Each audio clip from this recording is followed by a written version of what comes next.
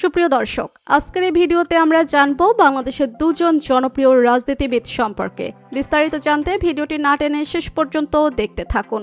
প্রথমে আমরা মির্জা ফখরুল ইসলাম আলমগীর সম্পর্কে জানব।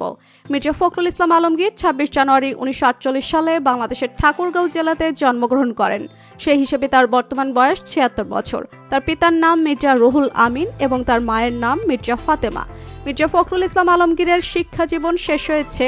মির্জা ফখরুল ইসলাম আলমগীর উচ্চ মাধ্যমিক শেষ করেন ঢাকা কলেজ থেকে এবং ঢাকা বিশ্ববিদ্যালয় থেকে অর্থনীতিতে অনার্স এবং মাস্টার্স সম্পূর্ণ করেন।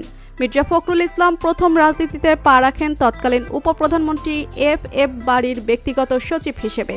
এরপর নানা প্রতিকূলতা পাড়ি দিয়ে বর্তমানে বাংলাদেশের জাতীয়তাবাদী দল বিএনপির মহাসচিবের দায়িত্ব পালন করছেন।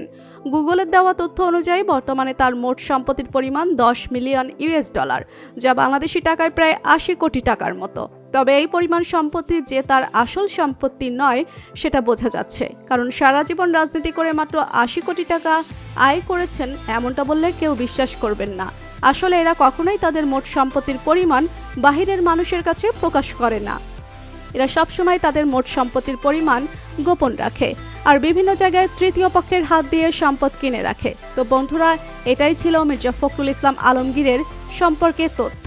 এবার আমরা বাংলাদেশের আরেক জনপ্রিয় রাজনীতিবিদ ওবায়দুল কাদের সম্পর্কে জানব।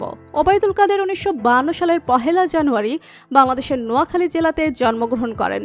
সেই হিসেবে তার বর্তমান বয়স ৭২ বছর, মানে তিনি মির্জা ফখরুল ইসলাম আলমগীরের থেকে অনেক ছোট। ওবায়দুল কাদেরের পিতার নাম হচ্ছে মোশাররফ হোসেন এবং মায়ের নাম হচ্ছে ফজিতালুন্নিসা। ওবায়দুল কাদেরের Noakhali Basurhat government high school থেকে মাধ্যমিক শেষ করেন, আর ওবায়দুল কাদেরের বাবা সেই স্কুলের শিক্ষক ছিলেন। নোয়াখালী কলেজে পড়াশোনা করাকালীন ওবায়দুল কাদের রাজনীতিতে যুক্ত হন। পরবর্তীতে নোয়াখালী সরকারি কলেজ থেকে উচ্চ মাধ্যমিক শেষ করে ঢাকা বিশ্ববিদ্যালয়ে ভর্তি হন। ঢাকা বিশ্ববিদ্যালয় থেকে রাষ্ট্রবিজ্ঞানের উপরে অনার্স এবং মাস্টার্স সম্পূর্ণ করার পর তিনি বাংলাদেশ ছাত্রলীগের সভাপতি হিসেবে দায়িত্ব পান। এরপর থেকে তাকে আর কখনো পেছনে ফিরে তাকাতে হয়নি। তিনি বাংলাদেশের জনপ্রিয় রাজনৈতিক দল আওয়ামী লীগের সড়ক মন্ত্রী হিসেবে দায়িত্ব পালন করেছেন এবং বাংলাদেশ আওয়ামী লীগের সাবেক সাধারণ সম্পাদক। গুগলের দেওয়া তথ্য অনুযায়ী তার মোট সম্পত্তির পরিমাণ $7 মিলিয়ন, যা বাংলাদেশি টাকায় 50 কোটি টাকার মতো। তো বন্ধুরা, বাংলাদেশের এই দুজন জনপ্রিয় রাজনীতিবিদের মধ্যে কাকে আপনার সবথেকে বেশি ভালো লাগে জানিয়ে দিন কমেন্ট করে। আর ভিডিওটি ভালো লেগে থাকলে একটি লাইক দিয়ে চ্যানেলটি সাবস্ক্রাইব করুন। ধন্যবাদ।